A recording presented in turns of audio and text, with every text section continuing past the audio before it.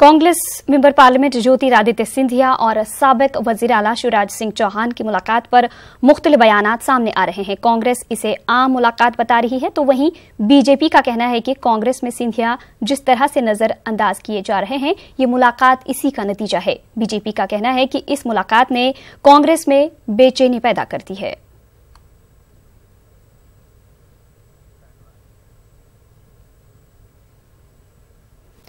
BJP रुकन assembly Umakant Sharma के मुतनाज़ा बयान ने तूल पकड़ लिया है। कांग्रेस सीनियर लीडर मानिक अग्रवाल ने उमाकांत शर्मा के बयान पर नसीहत करते हुए कहा कि शर्मा को अपने जबान पर कंट्रोल रखना चाहिए। साथ ही मानिक अग्रवाल ने कहा कि यही बीजेपी का असल चेहरा है और इसी वजह से आवाम ने इन्हें बाहर कर दिया है। वहीं बीजेपी ने उमाकांत शर्मा का बचाव किया है। उमाकांत शर्मा लक्ष्मीकांत शर्मा के भाई हैं और विधायक हैं सिरों से। पहले अपनी भाषा पे संयम रखना चाहिए उनको। जिस तरीके की भाषा का उपयोग कर रहे हैं, ये भारतीय जनता पार्टी का असली चेहरा है। भारतीय जनता पार्टी के लोग, मुझे लगता है, इसी तरीके की ट्रेनिंग देते हैं। इसकी वजह से उनकी ये हालत मध्य प्रदेश के अंदर हुई है। उनको सत्ता से जनता ने बाहर कर दिया है। देखिए, जिस प्रकार की घटना वहां घटी है, सरोंज के पास में एक गांव में नाबालिग लड़की को अपहरण करके ले जाया गया है, जिस प्रकार का रोष उस क्षेत्र में है, वो बेहद चिंताजनक है। और मुझे लगता है कि उस आक्रोश से ये भाषा उपजी है, क्योंकि पुलिस ने जिस प्रकार की भूमिका का निर्वहन किया है, उसकी अपेक्षा नहीं है। पुलिस से अपेक्षा है कि वो कर्तव्य निष्ठा के साथ में इस प्रकार की घटनाओं को रोके।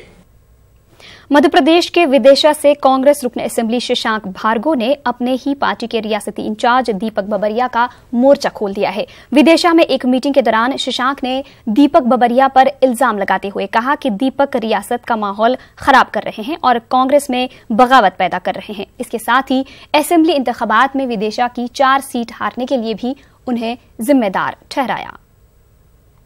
अभी कह दिया कि हारे हुए विधायकों को टिकट नहीं दूंगा, हारे हुए को नहीं दूंगा। पहले भी यही किया था, उन्होंने कह दिया था कि 3 बार को नहीं दूंगा, 2 बार को नहीं दूंगा, और फिर हुआ ये कि 3 बार के कोई मिला, 4 बार के। इसलिए उनसे कहें कि अपनी वाणी पे लगाम लगाएं। ये हमारा सबका प्रस्ताव है और ये बात आप, और जिस दिन अब मीटिंग होगी, ये बात मैं उनके सामने भी कहूंगा। ये बात हमारी सभी कार्यकर्ताओं की है और ये बात पहुंचाई जाए। इससे पूरे मध्य प्रदेश में माहौल खराब करते हैं, और नहीं तो विदा ले लें, चले जाएं गुजरात, वहीं ले जाएं। सभी जितने ने सैबोटेज किया था उन्हें पर्यवेक्षक बनाते हैं। भोपाल रेलवे स्टेशन पर 26 जनवरी को 100 फीट ऊंचा झंडा लहराया जाएगा। इसके लिए रेलवे ने तमाम तैयारियां कर ली हैं। 100 फीट ऊंचा पोल खड़ा किया जा चुका है। गौरतलब है कि भोपाल में मुल्क के 5वें सबसे ऊंचे झंडे को वल्लभ भवन के सामने फहराया गया, जिसकी ऊंचाई 235 फीट है। भोपाल स्टेशन में प्लेटफॉर्म नंबर 1 के बाहर जो सर्कुलेटिंग एरिया है, वहां हम लोग 100 फीट ऊंचाई वाली फ्लैग लगाएंगे। उसकी तैयारी चल रही है, फाउंडेशन बन गई है और मैं आशा करता हूं अगले जनवरी के माह में वो फ्लैग लग जाएगा। क्योंकि फ्लैग लगाने के साथ साथ काफी उसमें और भी प्रिकॉशंस लेने पड़ते हैं, जैसे लाइट की व्यवस्था हो, रात भर लाइट जले, तो वो सब हम लोग व्यवस्था कर रहे हैं और जनवरी के माह में ही वो फ्लैग का हम लोग उद्घाटन कर देंगे। ये 95% काम कंप्लीट हो गया है। टेस्टिंग का काम हम आज कर रहे हैं। आज शाम को हम टेस्टिंग कंप्लीट कर लेंगे। 25 को हम रेलवे को हैंडओवर कर देंगे। ये WCR का पहला है। बाकी ऐसा देखा जाए तो इंदौर में भी ऑलमोस्ट A कैटेगरी A1 के जो स्टेशन हैं सभी के लिए अप्रूव हुए हैं, लेकिन WCR में हम फर्स्ट हैं जो फाइनल कंप्लीट कर चुके हैं। करीब 26 स्टेशन हैं, हाँ, जो A1 कैटेगरी में आते हैं, वो सभी जगह लगाया जाएगा। मजलिस इकबाल और मुस्लिम वेलफेयर सोसाइटी के जेर एहतमाम भोपाल में कौमी सेमिनार का इनकाद किया गया। सेमिनार में मुमताज अफसाना व नावल निगार इकबाल मजीद की हयात और खिदमात पर मकाले पेश किए गए और इकबाल मजीद की तख्लीकात को उर्दू अदब में एक इजाफे से ताबीर किया गया। इकबाल मजीद को आमतौर पर लोग एक अफसाना निगार और नावल निगार की हैसियत से जानते हैं, लेकिन उन्होंने अपने अदबी सफर का आगाज लखनऊ में बतौर शायर किया था। वो एक शायर, अफसाना निगार, नॉवल निगार के साथ बेहतरीन ड्रामे निगार भी थे। इकबाल मजीद साहब, हमको भोपाल वालों को सबसे ज्यादा तो शुक्रगुजार होना चाहिए कि वो भोपाल में आके उन्होंने क़याम पजीर हुए और उन्होंने ऐसे अफसाने लिखे जो कि जिनका कोई जवाब नहीं है, नमक है जैसे। लेकिन उन्होंने अपनी जो रविश थी, एक बैलेंस रविश जिसमें असली तमाम हिस्सियत मौजूद थी, जिसमें असली मसाइल मौजूद थे, जिसमें अलामतें थीं, जिसमें कहानी थी, वो सब वो बरतते रहे।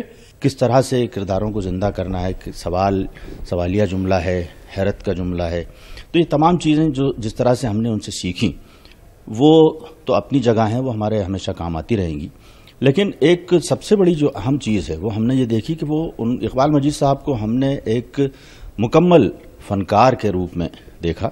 वो इस तरह के वो कभी भी अपने वक्त को ज़ाया नहीं करते थे, इधर उधर नहीं। अगर वो आम तौर पर गुफ्तगू भी कर रहे हैं तो उसमें भी एक अफसाना निगार, एक तख्लीकार झलकता था।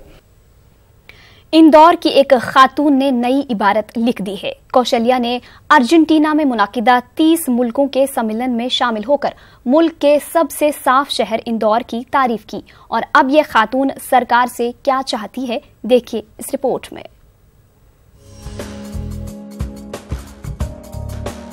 गले में माला पहने अर्जेंटीना में लोगों के बीच से गुजर रही ये खातून कोई सियासी लीडर नहीं है।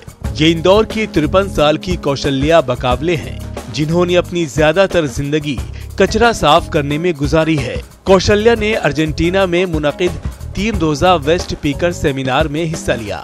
सेमिनार में 30 मुल्कों के 60 लोग शामिल हुए, जिनमें हिंदुस्तान की नुमाइंदगी कौशल्या ने की। कौशल्या 7 साल की बच्ची थी, तब से अपनी वालदा के साथ कचरा उठाने का काम कर रही हैं। बचपन में मेरे नानी के साथ जाती थी, छोटी सी थी जब से, 7 साल की थी जब से बिनती थी।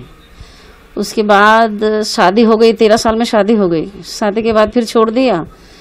फिर उसके बाद में 30-35 साल के बाद से फिर शुरू किया। फिर आदमी मतलब काम धंधा कम करने लगे, फिर शुरू किया बिनना। उसमें पूर्ति हो जाती थी हमारे अच्छे से। कौशल्या चाहती हैं कि अर्जेंटीना की तरह हिंदुस्तान में भी कचरा साफ करने वालों की मदद की जाए, क्योंकि वहाँ की सरकार अर्जेंटीना में कचरा साफ करने वालों की इज्जत करती है और उन्हें हर सहूलियात मुहैया कराती है। साथ ही 12,000 रुपए तनख्वाह भी देती है। खास करके महिला को घर चलाना पड़ता, तो उससे पता चलता कि घर कैसे चलता है। तो इसलिए हम यही चाहते हैं कि हमें जिस तरह अर्जेंटीना में दिया है, उन लोगों को सहयोग दिया है कि भाई बिनने के लिए गाड़ी आ रही है, बेकायदा गाड़ी ले जा रही है, 12,000 रुपये मंथली दे रही है उनको, तो हमें भी ऐसा कानून सरकार से यही चाहते हैं कि हमारे लिए भी कुछ कानून।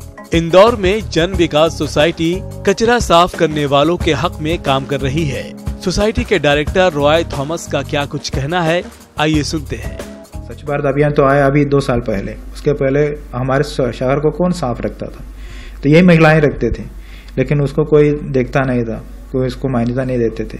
तो इसलिए उनको एक डिग्निटी देने के लिए हमने काम शुरू किया था। और हम ये भी सोचते हैं कि जो आने वाले पीढ़ी है, इनके बच्चे, वो ये काम में नहीं आए। बहरहाल कचरा बिनने वालों को समाज के सबसे निचले पायदान पर रखकर देखा जाता है।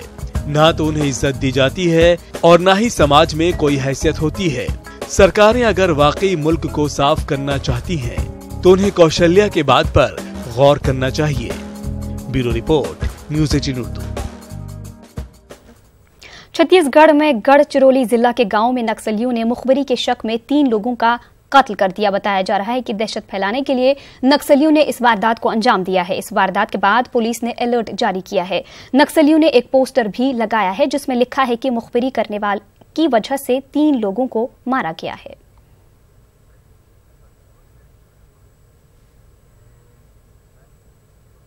इसी के साथ इस बुलेटिन में फिलहाल इतना ही। आदाब।